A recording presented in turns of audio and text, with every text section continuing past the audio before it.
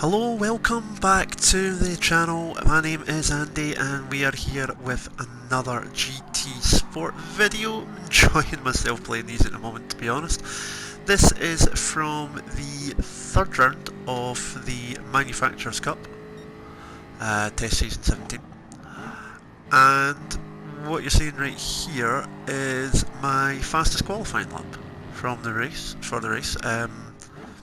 This got me second on the grid. Not the best line going into Paddock Hill Bend it was, let's be perfectly honest about taking the inside, but hey ho. Still up on the split. We're in the Group 4s with this race. Jaguar F-Type, obviously being Manufacturers Cup, same with Jaguar again. You would have seen it if you were watching the live stream last night, where we raced the Group 3s around Tokyo. Oh goodness me, please don't remind me, still having nightmares. But no, really enjoying myself with GT Sport at the moment. Done the live stream earlier on today of the Nations Cup, which was around Monza, and I got a 5th place in that as well. So, yeah, I'm enjoying myself right now. But as you see, come towards the end of the qualifying lap. It was about 3 times off pole, coming into Dingle 2 wheels were still on the track, enough for the corner cutting. And a bit wide there, could have been a bit faster. I don't think I could have quite got to pole though. It was just a bit too fast, the pole man. But it was relatively a clean lap, an enjoyable lap, and it would be a 1:32.207 is what it would take me. That was good enough for second on the grid by the time. But just before we go to the race, though, this was on the next lap in qualifying. And you can see I've caught up to 2 cars. One of them is the pole sitter. No idea what he was doing, but I quite liked this. Right round the outside at one of the faster corners in the track. I was quite happy with myself at that. I had to leave it to a chuckle. I was like, if only I could do that in a racing environment without having an impact. That'd be nice, but likelihood of that happening, slim to nothing. Never happens. So here we go, I'm just going to show you the top 5 or 6 in the grid. Martin Conga in the Mustang Group 4, pole sitter myself in the F-Type. 3rd place, Gelu 77 in the Scirocco. It's quite a fair racer in this race. And we've got Sir Aston in the Vantage. You'll see in during the race had bits, and then JJ Shee in the Huracan. Had a few moments with him, and I've left in Ryan Raron because that livery, that Rothmans livery on that M4 is cracking. But here we go, start the race now. I'm expecting absolute mayhem, as always into turn 1 with any online race, but this is Paddock Hill Bend.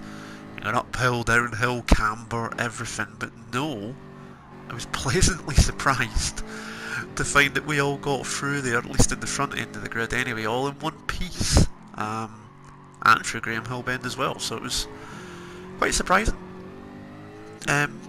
Good as well though. I thought, okay, well, we're going to have a good race here. It's going to be quite, hopefully quite a fair race. So we're just going to settle in and watch the first lap in its entirety.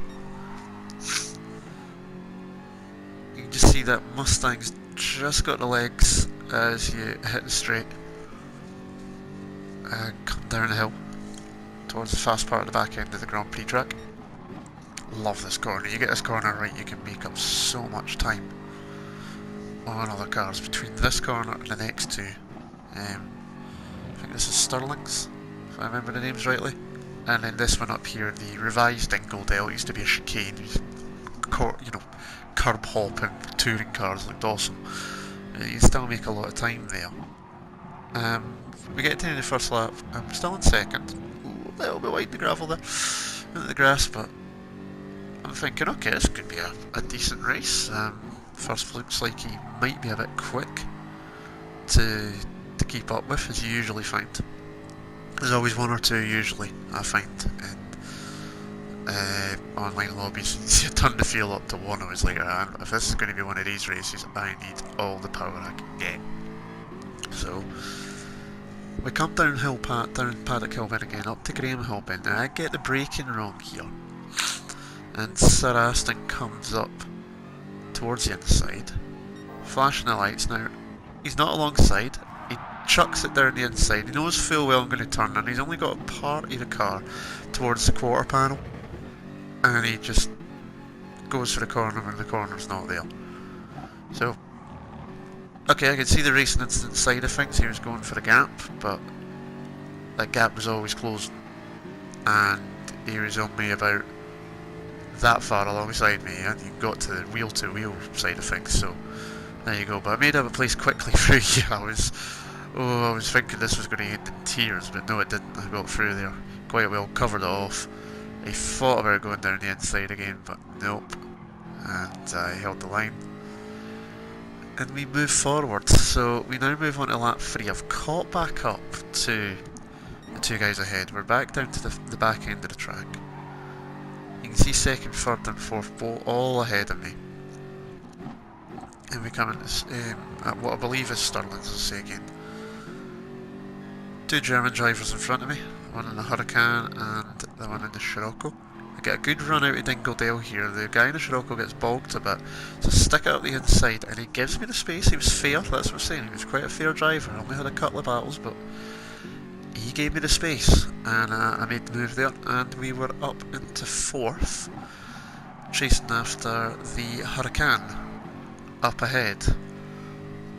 This is where things start getting a little bit more interesting, shall we say. So we move forward onto lap 4. He's run wide a bit there, so I've got to run. And obviously I give it a wee look, I'm not going to try and go down there. He runs wide, I've got to run out now. He turns it, you can see to me that was a turn with intention of cutting the corner off, knowing full well I was going to get past. He got his way in the end. I hit the grass on the outside there and he got the place back, but to me that was a turn. You know, it's not a tight corner, it's a shallow corner. He could have held the line, could have gave me the space, but no, he turned for the corner, I felt. So I was quite frustrated in that, and we're going to see in a bit as well a wee bit more of this. So I got a run here coming up towards Paddock. Now maybe I was a bit overzealous here. I thought he gave me the space and he didn't. A couple of bumps in that regard. He goes one way and then he cuts right back, so blocking there. Not too happy with that. He gets a wee tap off of me there, but you know, I decided to back out of it at that point. I've now got trouble behind me in terms of the Subaru. I'm having to cover a line off. He's thinking about the inside, he's giving me a wee bump. So I cover off a little bit, keep the line and then keep the place. So we move on to the end of lap 5. And again I've got a run on the German and the Huracan. He goes one way, so I go the opposite way. Now he's blocking me again. And now he's, again, that's another purposeful turn into me. So this time I'm like, no, I'm not having this. I'm getting past you. So I get past here, but obviously run wide. He then pushes me wide even further as he does the undercut. And we're back again to being 4th, still stuck behind this Lamborghini. Very frustrating, very aggressive driving, almost to the point of it's too much, to be honest, you know, especially with the weaving along the straights, taking one line then the other and then back again. That was just, you race, you pick a line, if the other car's not alongside you can move back to the racing line slowly and carefully if it's safe to do so, but you make one move, if the car's alongside you need to give them the space, and it's just a bit much. But we were still behind them at this point. This was lap 7, so we'd moved on a couple of laps now. And you're about to see up here that he gets it all wrong going into the fast corner, fast right. So he runs wide, so I'm thinking good. He starts to spin for a second there. I thought he was going to take me out, but no, he didn't. That was the end of me seeing him for the rest of the race. I noticed at the end of the race he ended up with he's got an E safety rating at the end of this race, which was, he started with an S, so he must have been bumping everybody, I think. But this was after the pit stop. Now this Sir Aston, I was actually behind him when the pit stop phase started, so I actually managed to just sneak back out in front. Now it's a bit of a carbon copy of what we did, but I don't know, I was trying to back out a wee bit. I did have a wee bit more space alongside. So, I don't know, that's a bit of a carbon copy. I don't race with any intention of trying to hit anyone off, but some people could say payback for earlier on. Cost me a few places, I could have been in second in a way, but hey, you can see when we went into the left-hander, I just held the apex so he didn't get a run on me, so yeah, it was one of those ones, I wasn't too sure. But up here in a wee moment, as we come out of Dingle in a moment, I fuck it up. I think it's the politest way to say it. Just don't get enough turning, too much speed, start to spin, catch it, he thumps me. That's just pure accident, obviously. He does me a favour, straightens me out, but the car's got damage, but it clears up with the way its damage is set in this race, and we were off chasing down third and second, but obviously they then peeled into the pits, so next few laps were spent defending against the Subaru, but there wasn't too much in it. I was able to pull away. You can see there's obviously the gap now. Now, this is what's annoying. Look at the gap to the leader. I'm about 16 to 17 seconds behind. So you think, you know, 3 laps to go, you're not going to get anywhere with that. And then I do this, so I cost myself about another 3-4 seconds. What annoyed me here, though, is what you see in just a moment when we fast forward to the last lap. So I'm now 20 seconds behind because of that mistake, but by the end of the race I'm 10 seconds behind them. How close could I have been if I hadn't done that? You know, would I have got close enough to get a chance at him? I don't think so. I still think it would be maybe 5, 6, 7 seconds behind. But if I was closer sooner, there's a chance I could have maybe made him make a mistake. I don't know. But we finished in second anyway, which was good because obviously it's 3 races I've done now for this season.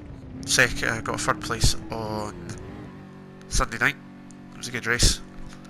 For 10 for something last night, wasn't too good at Tokyo, and then 2nd here, so it's been enjoyable.